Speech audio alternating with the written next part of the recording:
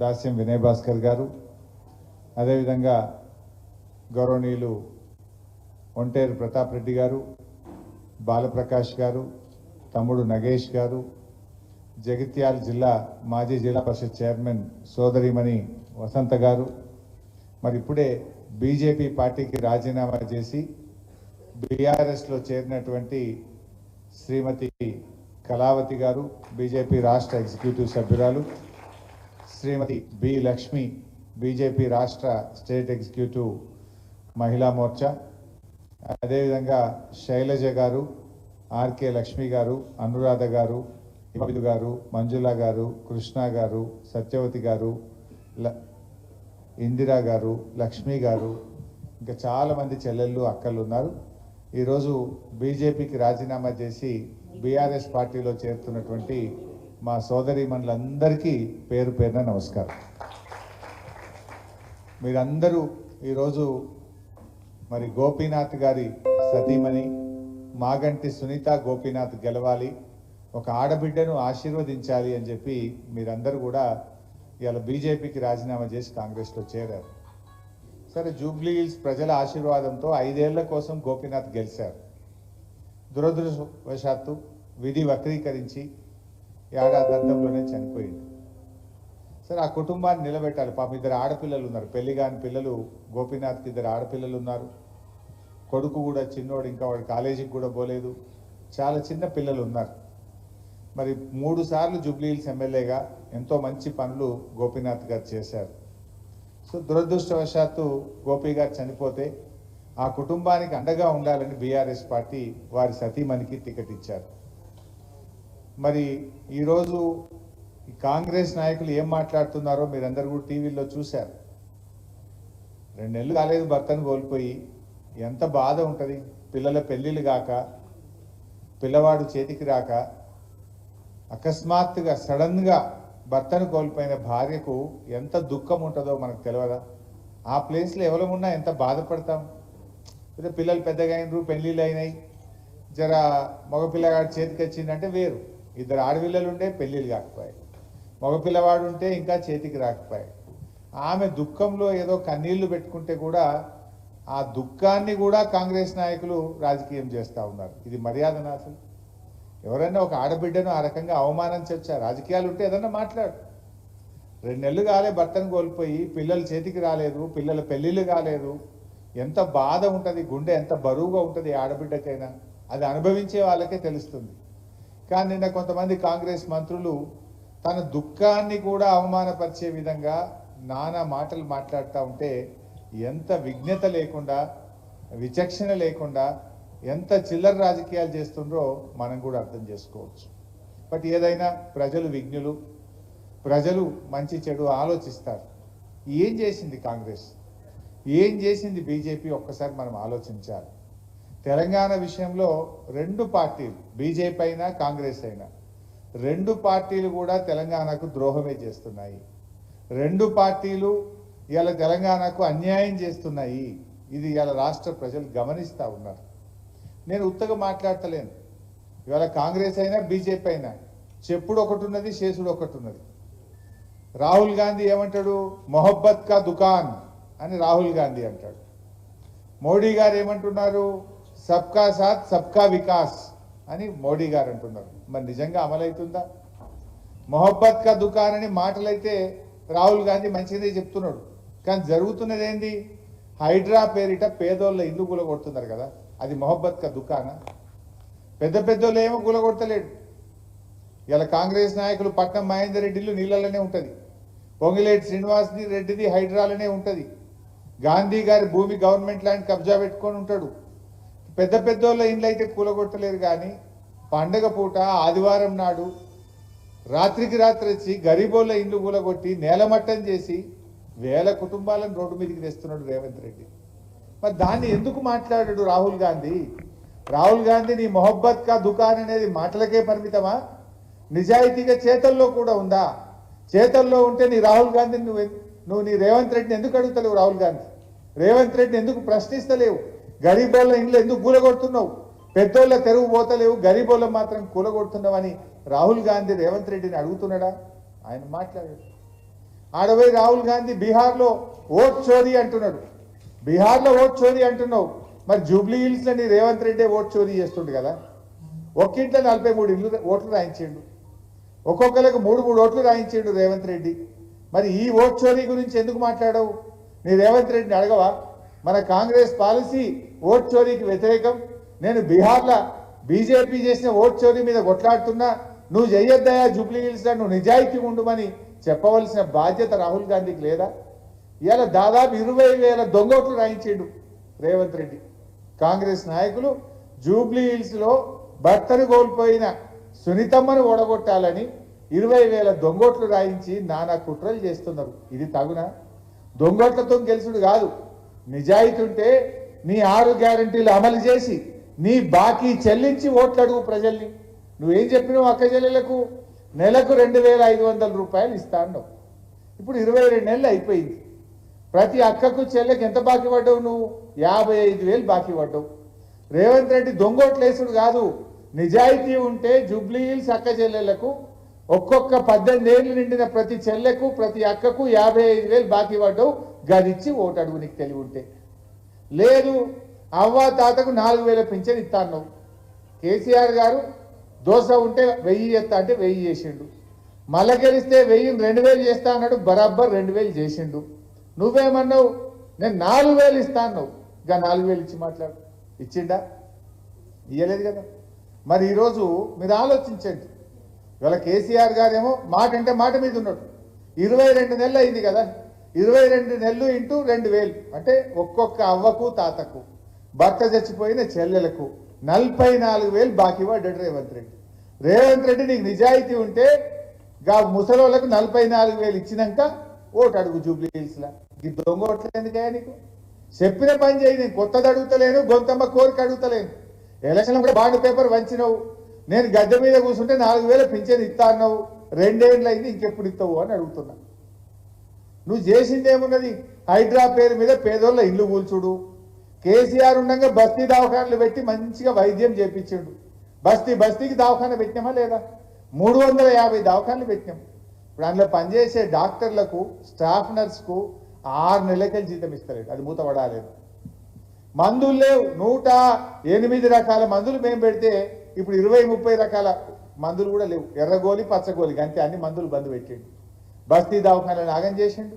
డెలివరీకి పోతే కొండాపూర్లో కేసీఆర్ కిట్ ఇచ్చి తల్లిని బిడ్డను రూపాయి ఖర్చు లేకుండా ఆటో కిరాయి లేకుండా ఇంటికాడ తెచ్చినాం. అది బంద్ పెట్టిండు. న్యూట్రిషన్ కిట్ బంద్ పెట్టిండు. బతుకమ్మ చీరలు బంద్ పెట్టిండు. పిల్లల స్కాలర్షిప్లు బంద్ పెట్టిండు. దళిత బంధు బంద్ పెట్టిండు. బీసీ బంధు బంద్ పెట్టిండు. మైనార్టీది బంద్ పెట్టిండు. అన్ని పథకాలు కోత పెట్టుడు తప్ప కొత్తగా ఇచ్చింది ఏమున్నది? కేసీఆర్ 20,000 లీటర్ల దాకా నీళ్లు ఫ్రీగా ఇచ్చిండు. ఇప్పుడు వాళ్ళకి బిల్లులు పంపుడు మోపు చేసిండు. బిల్లులు పంపి నల్ల బిల్లులు పాతవి కట్టురు అని పెద్ద పెద్ద కాయిదాలు వస్తుండు. ఇంతకుముందు 3 వద్దులకు ఒకసారి నల్లా వచ్చు. బీఆర్ఎస్ వచ్చినాక కేసీఆర్ వచ్చినాక మంచిగా పెద్ద పెద్ద ట్యాంకులు కట్టి ప్రతిరోజు నల్ల నీళ్ళు వచ్చేటట్టు చేసిండు హైదరాబాద్లో. గరీబ్ వాళ్ళకి ఫ్రీగా నీళ్ళు ఇచ్చిండు మన కేసీఆర్. రేవంత్ రెడ్డి రాగానే అంత కింది మీద అయిపోయింది. కుళ్ళు నీళ్ళు వస్తున్నాయి, నల్ల బిల్లులు మోపోయినాయి. పరేషాన్ చేస్తుండు. మళ్ళా ఇది అర్థమైతలేదా మనకు? అంత మోసం దగా చేసిండు. మరి అందుకే మీరు కూడా ఆలోచించాల్సింది ఏంటంటే, ఇక ఆయన ఓడగొట్టనే ఆయనకు సురుకు ఉంటేనే రేవంత్ రెడ్డికి అర్థమవుతుంది. ఎందుకు ఇప్పుడు ఏమంటాడు? అప్పుడేమన్నారు? బాండ్ పేపర్ ఇచ్చి ప్రామిసరీ నోట్లు రాసిచ్చిండ్రు. సంతకాలు పెట్టి భద్రంగా పెట్టుకోండి, 100 రోజుల్లో ఇస్తాం. వీళ్ళని నమ్మేటట్లేరని ఆడికెళ్ళి సోనియా గాంధీని రాహుల్ గాంధీతో చెప్పించారు. మా జిమ్మెదార్ రేవంత్ రెడ్డి ఇవ్వకపోయినా మేము ఇప్పిస్తామని చెప్పి వాళ్ళు ఉత్తరాలు రాసింది. ఇప్పుడు వాళ్ళేమో పత్తలేరు. వాళ్ళు పత్తలేరు, ఇది ఇత్తలేరు. మరి మనం ఏం చేయాలి?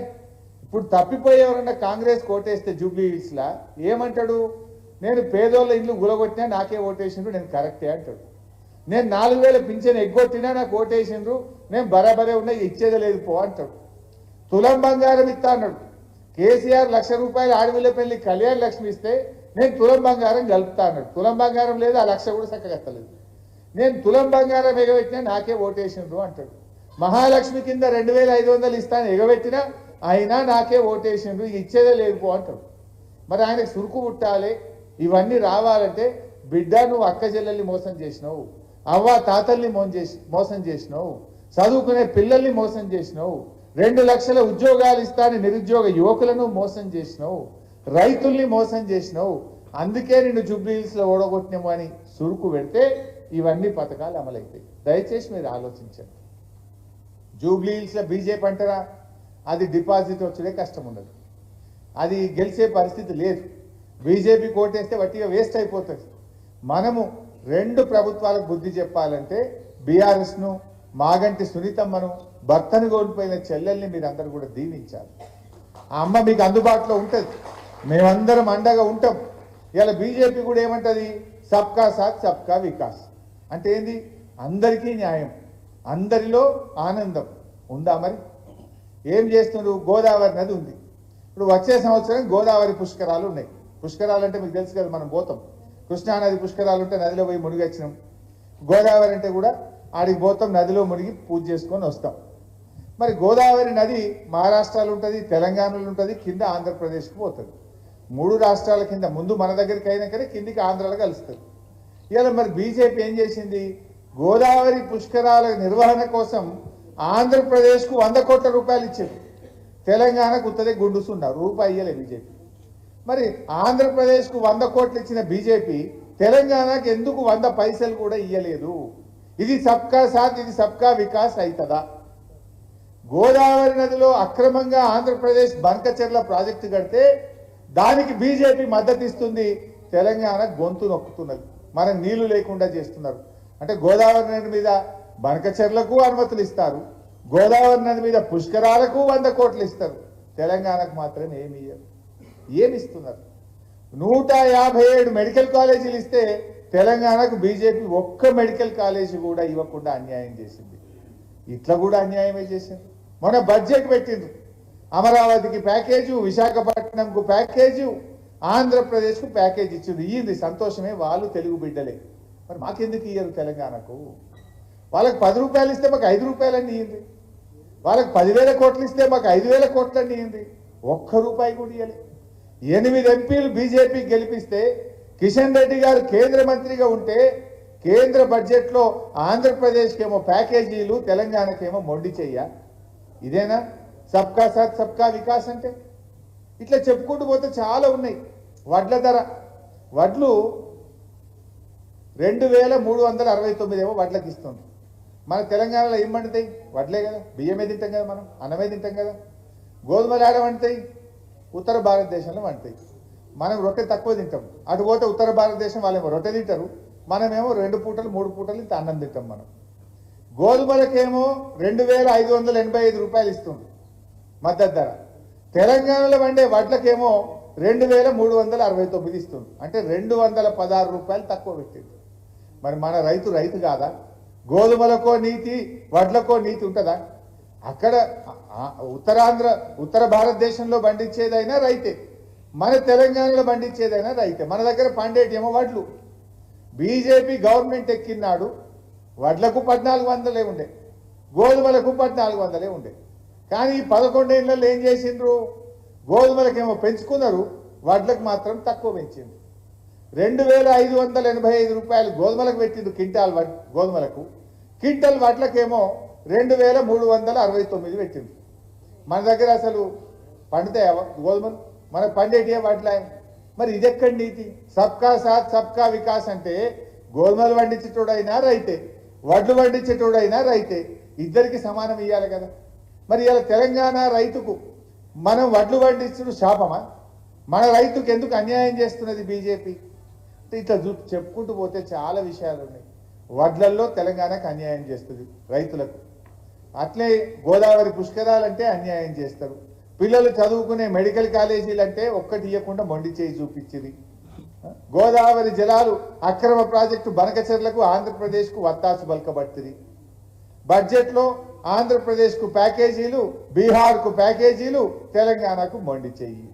మరి అందుకే నేను అన్నది మొదట్లో, కాంగ్రెస్ అయినా బీజేపీ అయినా తెలంగాణ అన్యాయం చేయడంలో, తెలంగాణ గొంతు నొక్కడంలో ఇవాళ దొందే. ఇద్దరు కూడా తెలంగాణకు అన్యాయమే చేసిండ్రు. తెలంగాణ ప్రజల కోసం అచ్చంగా తెలంగాణ ఇంటి పార్టీ మన బీఆర్ఎస్ పార్టీ, మన కేసీఆర్ ఉంటేనే మనకు ఇవాళ హైదరాబాద్ విలువ పెరిగింది, హైదరాబాద్ బ్రాండ్ ఇమేజ్ పెరిగింది, మన తెలంగాణ మంచిగా ఉన్నది. ఇవాళ ప్రజలు అర్థం చేసుకుంటున్నారు. ఎన్ని మంచి కార్యక్రమాలు చేసిండు కేసీఆర్. ఆడవిళ్ళ పెళ్లికి కళ్యాణ లక్ష్మి పథకం తెచ్చింది కేసీఆర్ కాదా? బిడ్డ కాన్పుకు పోతే కేసీఆర్ కిట్ ఇచ్చింది కేసీఆర్ కాదా? 13,000 ఇచ్చిండు కేసీఆర్, కిట్ ఇచ్చిండు. ఇవాళ ముసలోళ్ళకు 2,000 పెన్షన్ ఇచ్చినాక అవ్వా తాతల గౌరవం పెంచలేదా? ఇవాళ కేసీఆర్ గెలిచింటే మళ్ళీ వెరుగు కదా 3,000 4,000 పెన్షన్ అవ్వు కదా. రేవంత్ రెడ్డి వచ్చే మోసం చేసే 200 1000 అంటే 1000 చేసిండు, 1000 2,000 అంటే బరాబర్ 2,000 చేసి ఇచ్చిండు కేసీఆర్. వీళ్ళు ఇప్పుడు 2 ఏళ్ళ 4,000 అందరూ ఉత్తదే మాట చెప్పిండు. ఇవన్నీ మీరు అర్థం చేసుకోండి. మీరు ఎవరన్నా అడిగినరా ఫ్రీ నీళ్లు కావాలని? ఇలా హైదరాబాద్ ప్రజలకు ఉచితంగా పేదలకు మంచి నీళ్ళు ఇచ్చిండు. ప్రతిరోజు నీళ్ళు వచ్చేటట్టు చేసింది కేసీఆర్ ప్రభుత్వం కాదా? ఎందుకంటే కాంగ్రెస్ గవర్నమెంట్ ఉన్నప్పుడు పీజేఆర్ గారు ఉన్నప్పుడు మనం పోయి రోజు ధర్నాలు చేయకపోదు హైదరాబాద్లో. డీసీఎం లెక్కి పెద్ద మనిషికి తెలుసు, డీసీఎం లెక్కి మీరు పోయి ధర్నాలు చేయకపోదురు, నీళ్ళ కోసం కుండలు బిందెలు పెట్టకపోదురు. ఇప్పుడు ఉన్నదా? బిందెలు పెడుతున్నామా, కుండలు పెడుతున్నామా? అసలు నీళ్ళకి ఇబ్బంది ఉన్నదా? కేసీఆర్ వచ్చినాక 2-3 ఏళ్లలో నీళ్ళ బాధ తీర్చలేదు అక్క చెల్లెలకు. ఈ రాష్ట్రంలో ఏ చెల్లె అక్క రోడ్డు మీదకి రాకుండా ఇంటింటికి నల్లబెట్టి నీళ్లు ఇచ్చింది బీఆర్ఎస్ ప్రభుత్వం కాదా? అక్కా చెల్లెల నీళ్ళ కష్టాలు తీర్చింది బీఆర్ఎస్ కాదా? ఎన్ని రోడ్లు బాగా చేసుకున్నాం జూబ్లీ హిల్స్లో, ఎన్ని మంచి షీ టీములు పెట్టి మహిళలకు భద్రతను కల్పించింది బీఆర్ఎస్ కాదా? షీ టీమ్స్ వచ్చినాక ఆడపిల్లలకు ఎంతో చక్కటి భద్రత వచ్చింది. పిల్లల కోసం ఎన్నో మంచి కార్యక్రమాలు చేసిండు కేసీఆర్ గారు. గురుకులాలు పెట్టి పిల్లల్ని చదివించే కార్యక్రమం చేసిండు. ఏం చేసింది కాంగ్రెస్ గవర్నమెంట్? ఇవాళ మంత్రులు వచ్చి తిరుగుతూ ఉన్నారు జూబ్లీ హిల్స్లా. ఎక్కడ పోయినరా మొన్నటిదాకా? మీరు మొన్నటిదాకా ఒక్క మంత్రి అన్న వచ్చింది ఆ 2 ఏళ్లలో? ఇప్పుడు గాడి తిరుగుతున్నారు జూబ్లీ హిల్స్. మరి ఎందుకో పక్క పొంట ఖైరతాబాద్లో తిరిగారు, మరి ఆ పక్క పొంట ఎందుకో కుకట్పల్లిలో తిరిగారు, షేర్లింగంపల్లి ఎందుకో తిరిగారు. అంటే ఇదంతా ఆపద మొక్కులు మొక్కుతుంది, మొసలు కన్నీరు గారుస్తుంది. 11 తారీఖు తర్వాత మళ్ళీ ఎక్కడు కాంగ్రెస్ వాళ్ళు కనబడాడు. కాంగ్రెస్ వాళ్ళకి నిజాయితీ ఉంటే మీకు బాకీ కార్డులు పంపిస్తాం, మీరు ఎంత బాకీ పడ్డారో పంపిస్తాం. ఆ బాకీ చెల్లించినాకనే జూబ్లీ హిల్స్లో మా అక్క చెల్లెళ్ళు జూబ్లీ హిల్స్ ప్రజలు ఒకటి అడగాలి. ఇవన్నీ మీరు కూడా ఆలోచన చేయండి. ఒక సునీతమ్మ పాపం కష్టాల్లో ఉన్న సునీతమ్మకు ఒక ఆడబిడ్డలుగా, ఒక తోబుట్టుగా మీరు అండగా నిలవాల్సినటువంటి సమయం ఇది. అందరూ కూడా మరి సునీతమ్మ గారిని ఆశీర్వదించండి. ఈ తెలంగాణను మోసం చేసిన ఈ రేవంత్ రెడ్డికి, బీజేపీకి గుణపాఠం చెప్పి పెద్ద మెజార్టీతో మనం సునీతమ్మని గెలిపించుకోవాలి. దొంగోట్లను నమ్ముకొని ఒకడు బయలుదేరిండు, నోట్ల కట్టలను నమ్ముకొని ఒకడు బయలుదేరిండు, సీసాలను నమ్ముకొని ఒకడు బయలుదేరిండు. మనకు ఆ సీసాలు కడుపులకు పెడతాయా? నోట్ల కట్టలు కడుపుకు పెడతాయా? ఇవాళ ఇస్తే ఓట్లు అయిపోయినా ఇంకెట్లా బిడ్డ? దొంగోట్లు మనల్ని బతికిస్తాయా? అందుకే ఈ దొంగోట్లకో, నోట్ల కట్టను నమ్ముకున్న వాళ్ళకో, సారా సీసాలను నమ్ముకున్న వాళ్ళకు మహిళలు, జూబ్లీ హిల్స్ ప్రజలు మీ ఓటుతో గుణపాఠం చెప్పాలని నేను మీ అందరినీ పేరు పేరున కోరుకుంటూ, జై తెలంగాణ, కేసీఆర్ గారి నాయకత్వం, కేసీఆర్ గారి నాయకత్వం, కారు గుర్తుకే